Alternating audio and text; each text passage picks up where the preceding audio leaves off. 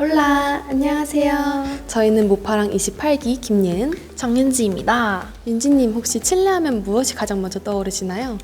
저는 세계에서 가장 긴 나라라는 별명부터 떠오르는데요. 사막부터 빙하까지 다양한 자연을 품고 있다고 해요.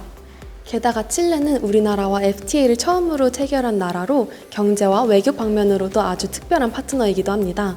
저희는 오늘 주한칠레대사님과 함께 칠레의 매력, 그리고 한국-칠레 관계의 현재와 미래에 대해 들어보겠습니다.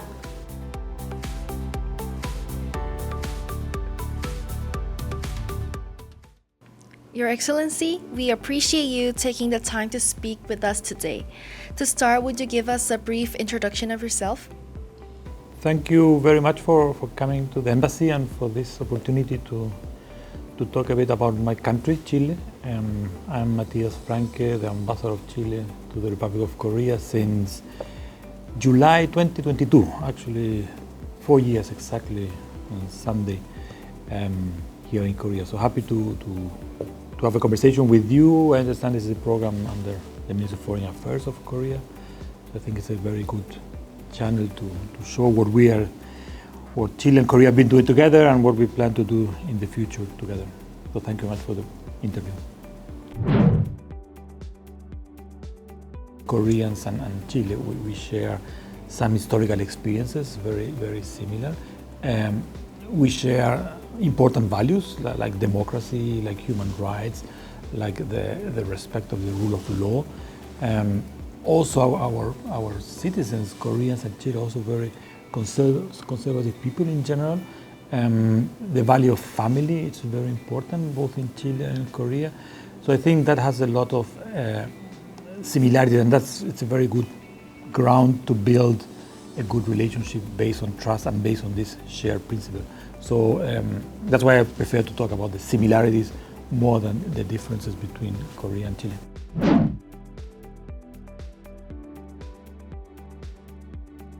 I've been most of my career a trade policy. I'm a lawyer by profession. I'm involved in trade policy.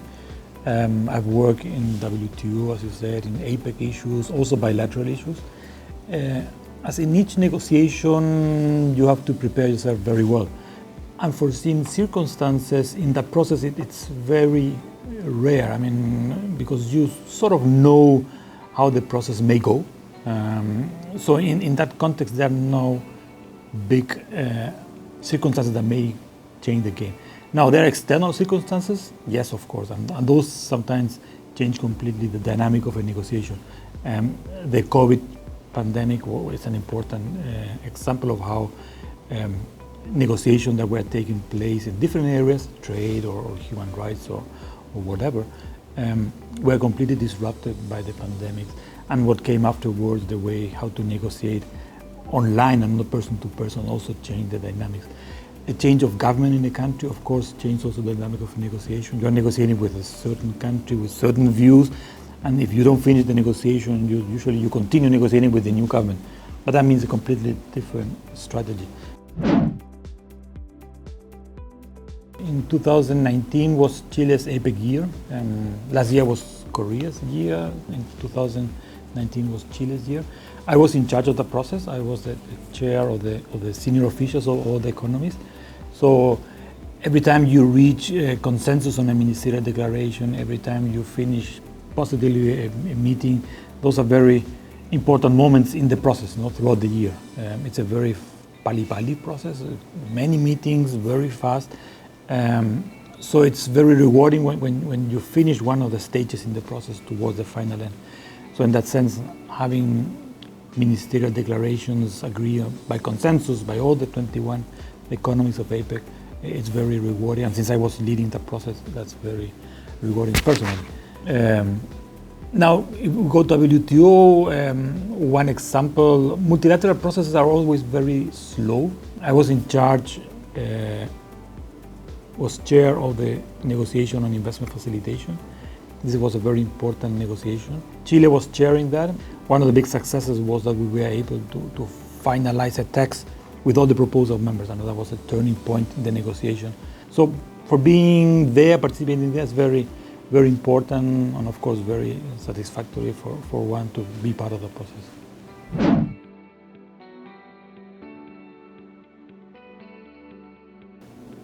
I think the free trade agreement between Chile and Korea was signed in 2003, so more than 20 years ago, and entered into force in 2004.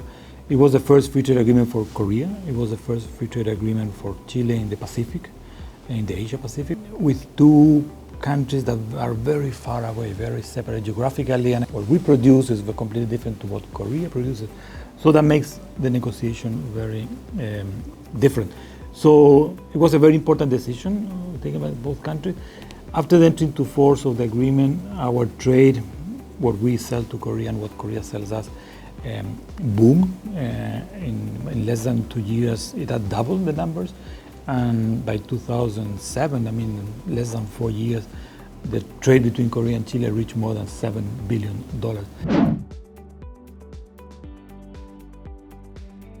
The working holiday visa or program was established some time ago. We were the first country in Latin America to establish a working holiday mechanism with Korea. It has been very successful for Chileans. Every year, I think the number of places is, I think, it's 100 per year. So every year, those places are coped by Chileans who come to Korea to work, to visit Korea, to make tourism. But unfortunately, we don't see the same numbers back to Chile. So only, for example, last year, only 9 Koreans used the working holiday visa.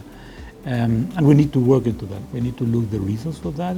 Yes, the language, it's an important barrier. An important barrier also is the distance between both countries. Maybe for some Koreans it's more attractive other countries, English-speaking countries, where to go to for holiday and working. But I think we need to work with that. We need to work with Korean companies with interest in Chile, Chilean companies interested in Korea. Tourism, hotels, for example, I think for them it's very, very useful probably, and it's an asset for them to have a Korean vacationing and working in the hotel, because that attracts more Korean tourists into the country, into that hotel. So it's an asset that they can promote.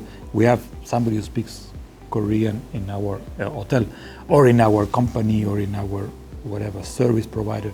Hopefully you can apply for that. The limit is 34 years age, so you still have many years to apply for the program.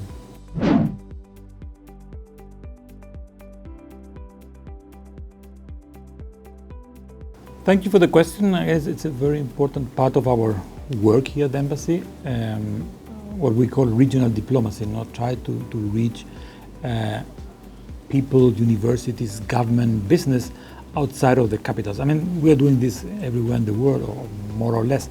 In Korea means moving to the provinces, moving to the big cities.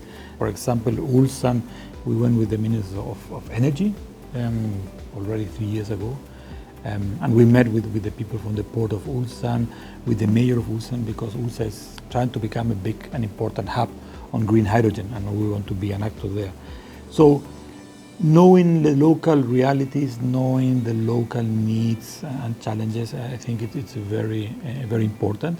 Bringing culture, Chilean culture to the regions has been very successful. We are participating in film festivals in Jeonju, in Busan, in Daegu, in Paju. So it's also very refreshing and very nice to see people from outside Seoul searching for new things, searching for new ways of cultural expression, new arts expression. So it's very rewarding. And people in the streets, when you go outside Seoul, they know more about Chile than you expect. You think only people that lives in Seoul, the big cities, university people. No, even people in the streets, when they know that I'm from Chile, say, "Oh, Chile, long country," or "Wine," or "I eat grapes." It's an honor to receive that kind of reaction from the people. So thank you for sharing all the insights until now. So before we wrap up the interview, we prepared a little bonus corner. So we've put together 3 statements about Chile, and one of them is going to be false. So the mission is to spot the one lie. And viewers, play along with us. Which one do you think is a lie? That takes me to the second statement. I think that's a big lie. Mostly, most of the interpretation comes from indigenous people that live in Chile before the Spaniards. So for some of them, their word similar to Chile means cold. For some other means the corner of the world or the last point of the world. For the Mapuches, one of the biggest community indigenous people, for them they were calling a bird with the name Chile because it makes a similar sound when the bird was flying. Chile, Chile. So they thought that was the name of the country. So the round 1 answer was 2. So now we're going to the round 2.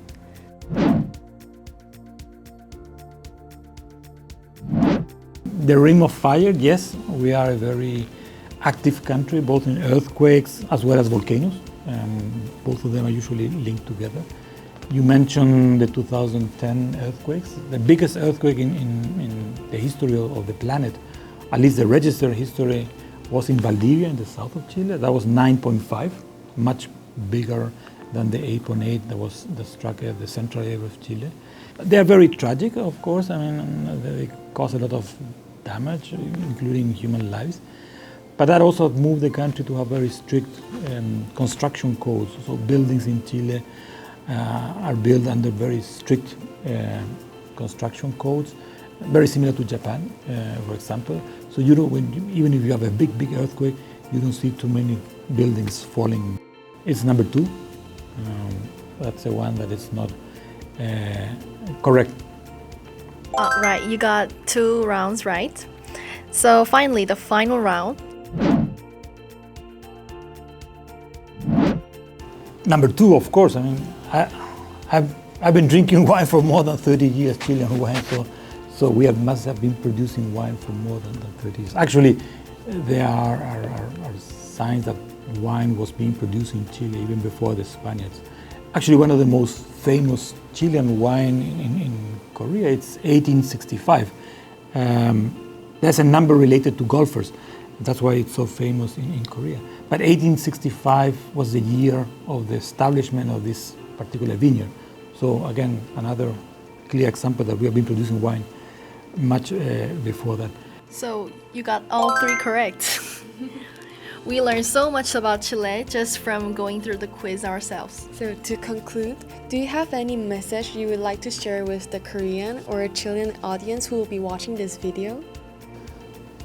To the Koreans, I mean, visit Chile, of course. I mean, Chile is a country, a fascinating country, very diverse country in terms of climate, geography, tourist attraction, the possibilities to study in Chile. The language is a big barrier, but we know many universities in Korea are teaching Spanish, and Spanish it's a language that many young Koreans follow.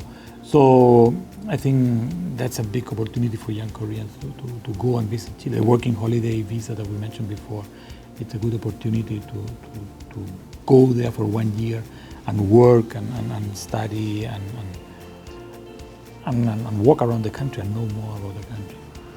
To Chileans, yes, first of all, the embassy and the consulate always, in case of problems, in case of you have questions, of course, we are always here, open. Visit also Korea. There are a lot of tourists. I think there are more Chileans coming to Korea than Koreans going to Chile. We see many of them, even here in Myeongdong. K-pop, the Hallyu, the Korean Hallyu, has made a big impact in Chile, in Latin America in general, but in Chile in particular. So a lot of Chileans are following that wave back to Korea, and we see them around the city and around the country. So come and visit Korea, come and visit the embassy. We're always here. 오늘 주한칠레대사님과 함께 칠레의 외교와 문화에 대한 깊은 이야기를 들어볼 수 있었는데요. 사막부터 빙하까지 펼쳐진 자연만큼이나 칠레가 품고 있는 이야기들이 참 넓고 다채로웠습니다. 네, 맞습니다. 칠레가 단순히 먼 남미의 나라가 아니라 한국과 다양한 방면에서 긴밀히 연결된 파트너라는 것을 다시 느낄 수 있었습니다. 오늘 들은 이야기들처럼 한국과 칠레가 그려나갈 미래가 더욱더 기대되는데요. 저희 모파랑은 앞으로도 청년의 시선에서 세계 곳곳에서 일어나는 외교 이야기들을 전해드리겠습니다.